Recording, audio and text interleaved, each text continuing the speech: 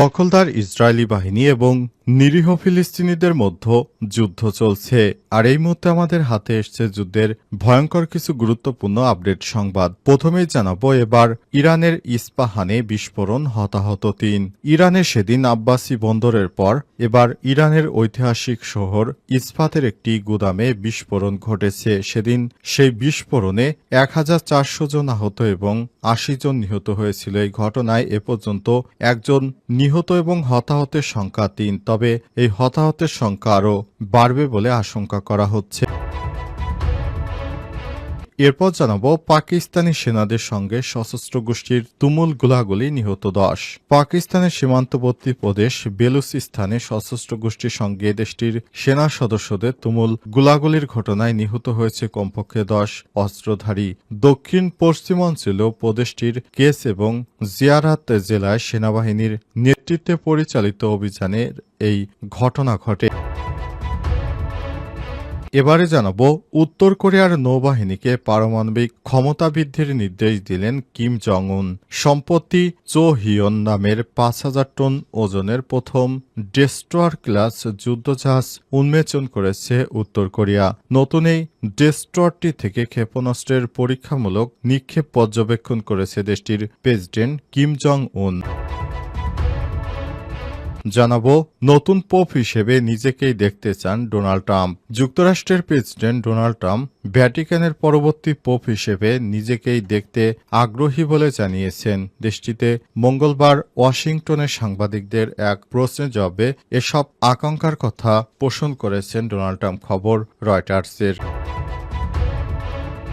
এবং সর্বশেষ জানাবো সাতক্ষীরা সীমান্ত থেকে ২০ লক্ষ টাকা স্বর্ণের বার উদ্ধার। সাতক্ষীরা সীমান্ত থেকে ১৩৮ গ্রাম ওজনের একটি স্বর্ণের বার উদ্ধার করেছে ৩৩ ব্যাটালিয়ন বিজিবির সদস্যরা। প্রিয় দর্শক, এই স্বর্ণের বারটির বাজার মূল্য প্রায় ২০,০৯,৮৪০ টাকা। এতক্ষণ শুনছিলেন সংবাদ শিরোনাম, এবারে বিস্তারিত।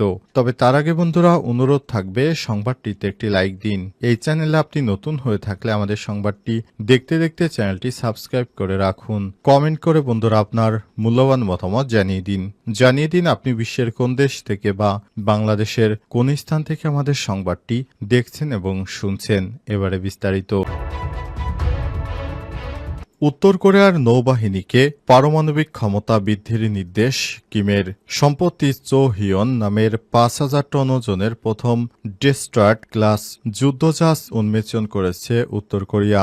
নতুন এই ডেস্ট্রয়ারটি থেকে ক্ষেপণাস্ত্র পরীক্ষামূলক নিক্ষেপ পর্যবেক্ষণ করছেন দেশটির প্রেসিডেন্ট কিম জং উন। এ সময় তিনি নৌবাহিনীকে পারমাণবিক ক্ষমতা বৃদ্ধির নির্দেশ দিয়েছেন। কোরিয়ান সেন্ট্রাল নিউজ এজেন্সির বরাতে এই তথ্য জানিয়েছে কোরিয়া টাইমস। উত্তর কোরিয়া জানিয়েছে কিম জং উন সম্প্রতি উত্তর কোরিয়ার প্রথম যুদ্ধজাহাজ থেকে ক্ষেপণাস্ত্রের পরীক্ষামূলক পর্যবেক্ষণ করেছেন এবং তার নৌবাহিনী পারমাণবিক আক্রমণ ক্ষমতা বৃদ্ধির প্রচেষ্টা ত্বরান্বিত করার আহ্বান জানিয়েছে। উত্তর কোরিয়া গত সপ্তাহে উন্মোচন করেছে ডেস্ট্রয়ারটি।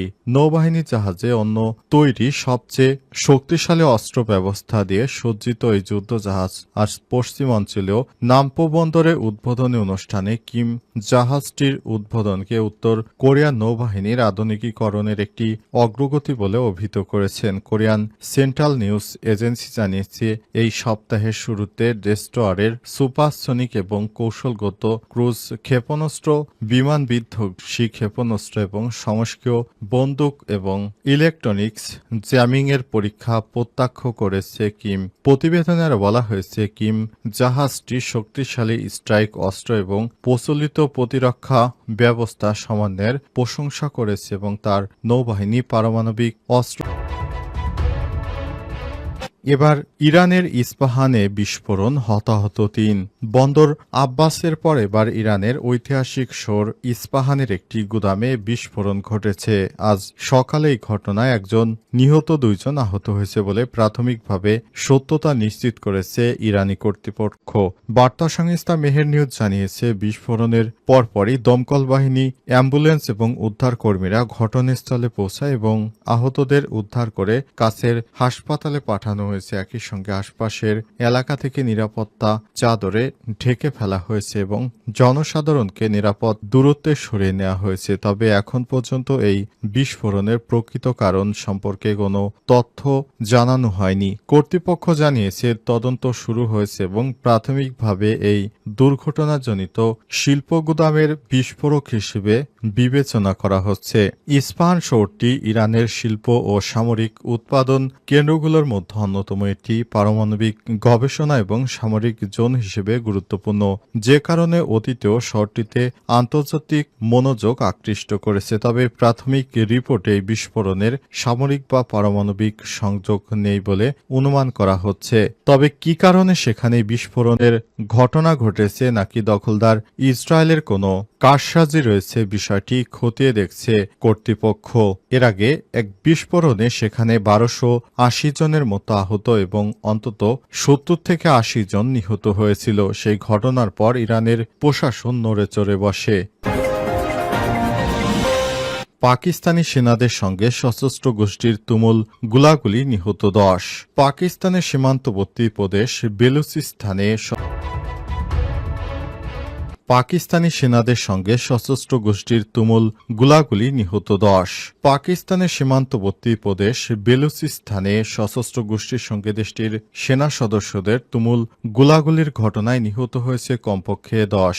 দক্ষিণাঞ্চলীয় প্রদেশটির কেস এবং জিয়ারাত জেলায় সেনাবাহিনীর নেতৃত্বে পরিচালিত অভিযানে এই ঘটনা ঘটে। আজ সেনাবাহিনীর আন্তঃসংযোগ দপ্তর ISPR এর এক বিজ্ঞপ্তিতে এই তথ্য নিশ্চিত করা হয়েছে। গোয়েন্দা তথ্যের ভিত্তিতে আজ মঙ্গলবার এই দুই জেলায় অভিযান চালানো হয়েছে উল্লেখ করে ISPR এর বিবৃতিতে বলা হয়েছে, বেলুচিস্তানের কেস এবং জিয়ারাত জেলায় সফল অভিযান চালিয়ে সেনা ও নিরাপত্তা বাহিনীর সদস্যরা কেস জেলায় 3 জন এবং জিয়ারাত জেলায় 7 জন খারিস্তি সন্ত্রাসীকে নরকে পাঠানো হয়েছে। নিহতদের বিরুদ্ধে পাকিস্তানের সামরিক বাহিনী ও বেসামরিক লোকজনকে লক্ষ্য করে হামলার অভিযোগ রয়েছে। নিহতদের কাছ থেকে অস্ত্রসহ গোলাবারুদ জব্দ করা হয়েছে উল্লেখ করেছে ISPR এর সেই বিবৃতিতে। সেখানে বলা হয়েছে, সন্ত্রাসবাদ ও সন্ত্রাসীদের বিরুদ্ধে সেনা অভিযান অব্যাহত থাকবে। পাকিস্তানের মূল ভূখণ্ড থেকে সন্ত্রাসবাদ নির্মূলে সেনাবাহিনী প্রতিজ্ঞাবদ্ধ। এদিকে পাকিস্তান সেনাবাহিনীর এক কর্মকর্তা দেশটির সংবাদ মাধ্যম ডনকে জানিয়েছে, কেস জেলায় অভিযান তুলনামূলকভাবে নির্বিঘ্ন হলেও জিয়ারাত জেলায় অভিযান বেশ কঠিন ছিল। জিয়ারাতের চতির এলাকায় অভিযান চালিয়েছে সেনাবাহিনী। সেখানে সন্ত্রাসীদের সঙ্গে 2 ঘন্টারও বেশি সময় ধরে বন্দুকযুদ্ধ হয়েছে।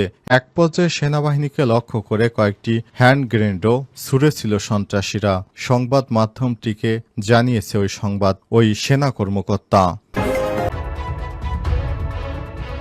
সাতক্ষীরা সীমান্ত থেকে 20 লক্ষ টাকা স্বর্ণের বার উদ্ধার। সাতক্ষীরা সীমান্ত থেকে 138 গ্রাম ওজনের একটি স্বর্ণের বার উদ্ধার করেছে border guard of Bangladesh BGB. আজ সদর উপজেলার আবাদের হাট এলাকা থেকে স্বর্ণের বারটি উদ্ধার করা হয়। উদ্ধারকৃত স্বর্ণের বারটির বাজার মূল্য 20,42,913 টাকা। বিজিবি 33 ব্যাটালিয়নের অধিনায়ক ও পরিচালক লেফটেন্যান্ট কর্নেল আশরাফুল হক এক প্রেস বিজ্ঞপ্তিতে জানিয়েছে, আবাদের হাট এলাকায় ভোর রাতে একটি ব্যাগ নিয়ে সীমান্ত দিয়ে এক ব্যক্তিকে যেতে দেখা যায়। পরে সন্দেহজনক তাকে বিজিবির সদস্যরা থামার সংকেত দিলে এক পর্যায়ে তিনি তার হাতে ব্যাগটি রেখে পালিয়ে যায়। এ সময় ব্যাগটি তল্লাশি করে স্ক্র্যাচ টেপ দিয়ে মোড়ানো অবস্থায় স্বর্ণের বারটি উদ্ধার করা হয়। বিজিবির পরিচালক জানান, এ বিষয়ে সাতক্ষীরা সদর থানায় একটি মামলা প্রক্রিয়াধীন রয়েছে এবং উদ্ধারকৃত স্বর্ণের বারটি সাতক্ষীরা ট্রেজারি অফিসে জমা দেওয়া হয়েছে। বেশ কিছুদিন ধরে ভারতে স্বর্ণ পাচারের অভিযোগ পাচ্ছিল বিজিবির সদস্যরা। এর পরিপ্রেক্ষিতে তারা সীমান্তে অভিযান জোরদার শুরু করে এক পর্যায়ে সেখানে সীমান্ত এলাকা থেকে এই স্বর্ণের বারটি উদ্ধার করেছে বিজিবির সদস্যরা।